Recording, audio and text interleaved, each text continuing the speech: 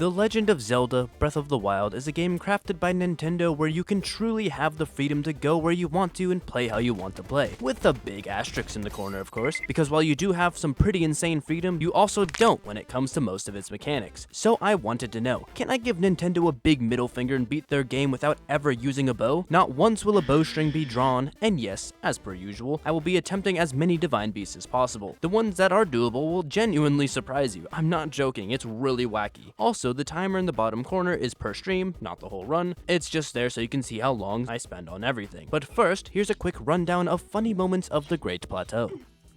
Oh, hi, Bokoblin. And skadoosh.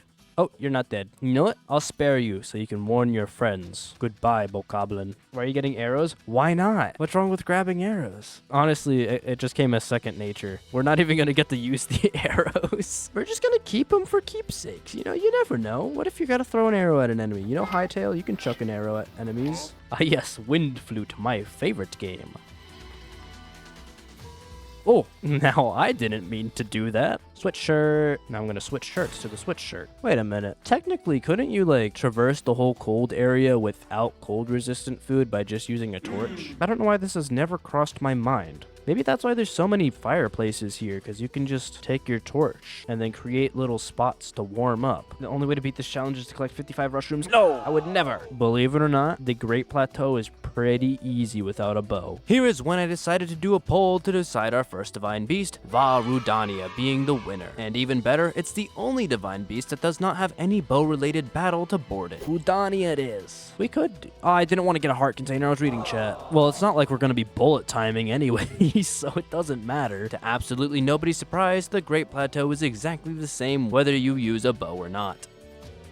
Oh crap, oh crap. Let's just not do that right now. Now, before we get off to our first divine beast, I knew I must at least prepare a tad bit, so we head out to Korok Forest to search for the Forest Dweller's Spear. Now you might be asking, since you're going after Rudania, why would you need a wooden spear? Or more importantly, how did you get through Korok Forest without using a torch as shown in the background? Well, that I can't answer, but you will find out soon enough the reason why I have the spear. In fact, you'll find out very soon due to no bows being required at any point during the boarding process of Rudania. Oh, and a shield too. There it is. What? No, screw it. No! Okay, so we're gonna do the possible ones first that I can think of. No, go in the hole. Whoosh. We're gonna have to get that guy up there. Wanna know the easiest way? That's okay, Torch. Hey, Torch, your time has come. And I missed and lost all my health. Let's not miss this time. Enemy spotted. Yeah, this is fine. Torch sacrificed itself for the greater good. Okay, so this is why we wanted the Forest Dweller's Spear. Can you see this thing? Wah wah wah. And so if we go like this, wah, and then go, skadoosh. There we go. And now we don't need a bow. All goated streamers are bald, including me. I'm not bald. Well, now it's Fireblade time with half a heart. So this is gonna be fun. He doesn't have a face cam to hide his baldness. No. Okay, here's the easy part. Take this. Because for some reason, you're extremely weak to bombs. Uh-oh. We might be done. Oh, we're not done. Got him. Got him. Sick mid-air shot. Who needs health? Who needs a bow? Who needs healing? Not this guy. Don't mind the fact I died to moblins like 3 times. Who needs hair? That's not part of it. Thank you. The next divine beast we wanted to try was the formidable Naboris with the hopes of using Urbosa's Fury on Vah Ruta, who usually needs shock arrows, but me being stupid, forgot to record this stream. And since I downloaded it, I cannot mix the audio properly, so please never let me forget to record a stream ever again. But before any divine beast shenanigans, just like any other playthrough, first we must infiltrate the Yiga hideout and take back to Thunderhelm. But before even that, I neglected to mention that we will also be acquiring the Master Sword this playthrough, and since we need hearts, we also need to do shrines. And this shrine usually being a pretty bow-heavy one, completing it bowless was quite satisfying. Oi, that's the wrong way. Okay, What do you mean? Crap.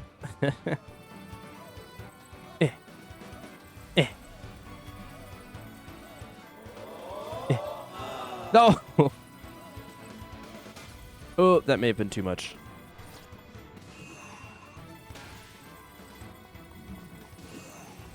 Ah! Can I shield surf?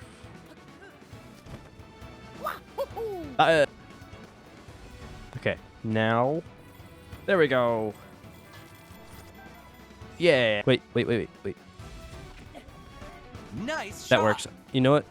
It's okay, Korok Spear. Thank you. We need to get out of here. Oh, yay. We did it. That's all that matters. Then I went on a little side quest to see if it was possible to parry Naboris' laser. Spoiler alert, either I have severe skill issue or it's not possible. Sorry for putting you through that link. Oh, I got kicked. You'll get your opportunity to Aura farm in due time, but first, Koga. Well, it would be Koga, but... Whee! I forgot there was that guy right there. We got this. Hey, my pot lid. What? Lunk, move. Lunk, get out of the spot. Why didn't he get out of the spot? Do you think someone who beat the game without being seen would be good at stealth? No, I'm not. All right, Koga, prepare for total annihilation. Okay, thank you for being stupid. Ah, bomb. All right, well, that was easy. So here's something weird. Riju is perfectly fine with letting Link start the fight with Naboris without even having a bow. She will still give you the 20 bomb arrows to use. There's nothing stopping you from just starting without a way to even use them, which you'd think would be a good sign. However, she's just letting us fight it. We don't even have a bow on us. Surprised the game actually lets us, you know, continue this fight. We have the bomb arrows. To fight the Vah MVs, attack the feet using bomb arrows. But we don't have a bow, so I'm surprised the game even let us. Yeah, so the one obvious answer just doesn't work. Remote bombs, they do 0 damage to the feet. So what I'm about to do is cut down 2 hours of footage of trial and error to find a solution. Yeah, it was pretty unsuccessful, but we tried hitting it with a shock weapon. We unlocked Robbie's lab in order to craft an ancient weapon, but first we needed ancient parts, and then this happened. No, screw it.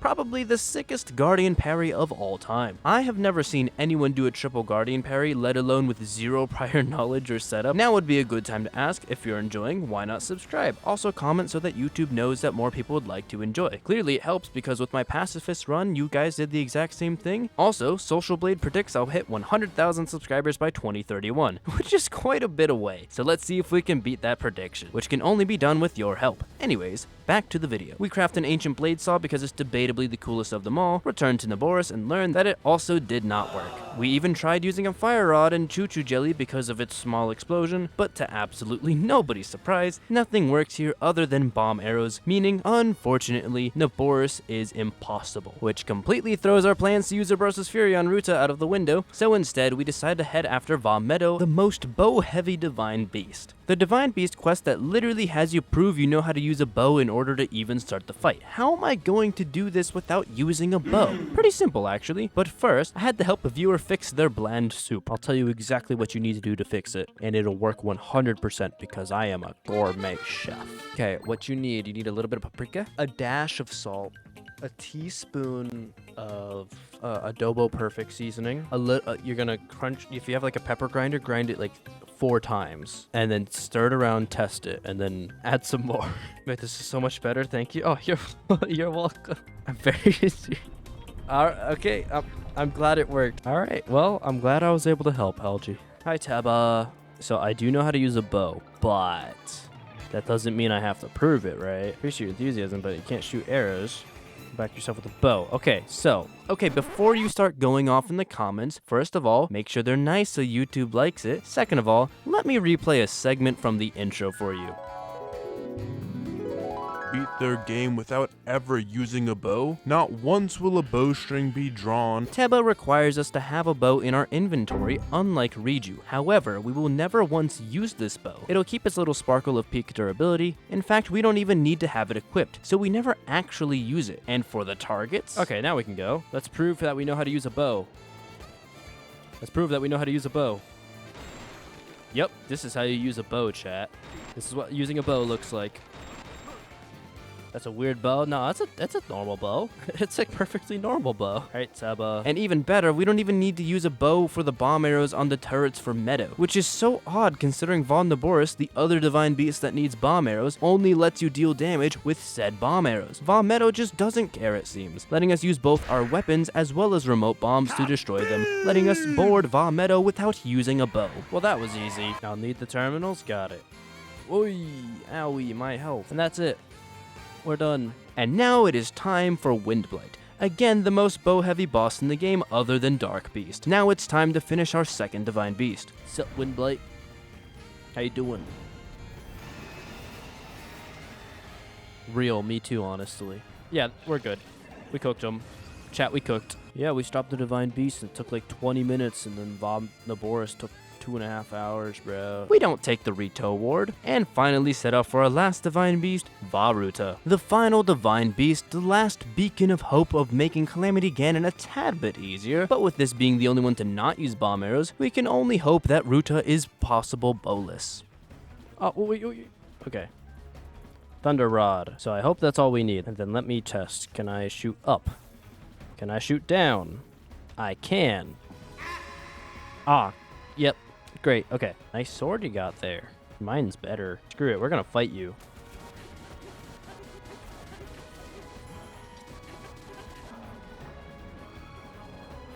Now give me your loot. Yes, it's responding to our presence. It does that every time I play this game. Alright, this time we can turn the camera. We don't need to worry about not being able to turn the camera.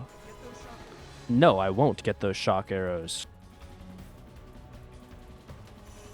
Oh! It worked! It worked! It did its elephant cry. Wait, did it work? No, it didn't work. Crap. Never mind. Ah, it doesn't reach. Okay, I gotta get closer. Okay, that was too close. Does the jump attack work on it? Well, I could find that out. I missed. Okay, that didn't work. Since the Thunder Rod seemed to be ineffective, I decided to try with a thunder weapon that's physical as well as good at being thrown, a Thunder Spear, returning to Ruta to try once more. I missed. Well, that spear's gone. It did nothing. Oh, they're right there. It's really hard aiming a spear in the air without bullet time. In fact, I'm 99% sure spears don't even work, as after another 30 minutes of testing, not a single purple orb was shocked no matter what I did, meaning Ruta is impossible. Well, shucks. It seems there's only 2 divine beasts that we can divine beast that we can divine the beast with the beast and do the divine with the beast. Yes, this is a pretty sad ending to our divine beast run, which is still odd considering the most bow heavy one can be done without using a bow, but alas, we changed our focus to getting the last few hearts in order to pull the Master Sword, as well as send our never used bow off to a better life. And with the sword that seals the darkness, we can finally move on to beating the game without using a bow.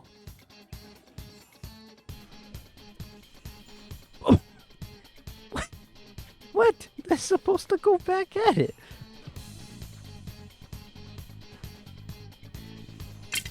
Oh, why did it work? Why did it go so far? Bro went flying and completely died. Okay, let me not fumble. Thank you. Can't you parry this? Do I risk it? I risk it.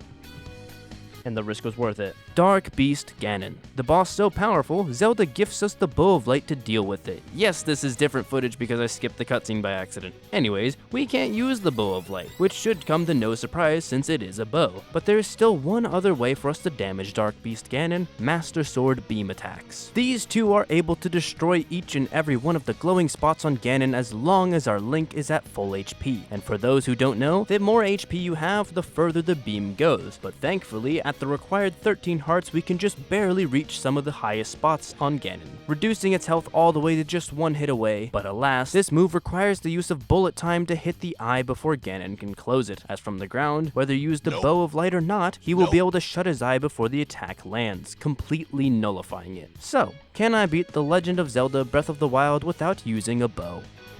Yes, actually, let me break it down for you. But first, thank you to my channel members, starting with the valuable tier, Ahmed, who's been here for a whopping 7 months, as well as Shadow-N68, Lucas Scores, Adwit A, Aaron the Actress, Chaos Insurgency Troop, as well as for the Dr. Pepper tier, Colby Gulat, as well as other gifted memberships, as well as my Twitch subs, Dr. Ducky, Hytia, and IMX, alongside other from gifted subs. Thank you for making the creating of content that tad bit easier. Now back to the video. There are several ways to slow down time in Breath of the Wild, the most obvious being bullet time with a bow mid-air, but also parrying does slow down time, as well as using Daruk's protection. All of these slow down time in the exact same way, putting Link in the bullet time state even if he is not in the air wielding a bow. So in theory, since the Master Sword is able to deal damage to all of the damageable parts of Ganon beforehand, we should be able to use said beam to get the final blow as well, giving us 2 consistent ways of entering bullet time, either with parrying a remote bomb or parrying a remote bomb with Daruk's protection. And while it's easier to time, the bullet time duration is significantly slower as shown on this side by side, making the timing even tighter. Now you might be asking, but you're aiming right for the eye, which makes him close it. How are you going to get past that aspect? Quick weapon switching to another weapon. It's weird, but if you do a frame perfect switch to another weapon right as the beam is about to be released, Ganon will not register that a fatal blow is being sent his way and keep his eye wide open, letting the Master Sword beam make contact. But since it has to be in bullet time, you can probably see where this gets complicated. We need to pull off a frame perfect beam as well as parry perfectly as the beam is about to make contact. Too soon, nothing will happen. Too late, it'll hit the eye, and again,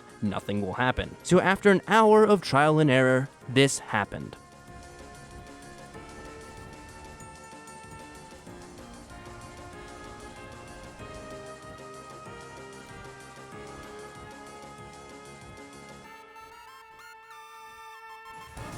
We did it! Holy crap! we did it! Without a bow! Oh, that didn't take as long as I thought it would. I'm actually surprised it happened. Holy crap. And you could say you were there, because you joined live. Unlike everyone else who's gonna watch this video afterwards. So yes, I can, in fact, beat The Legend of Zelda Breath of the Wild without using a bow. Thank you so much for watching. Don't forget to like and subscribe and leave a comment. And with that, have a good day and a good night.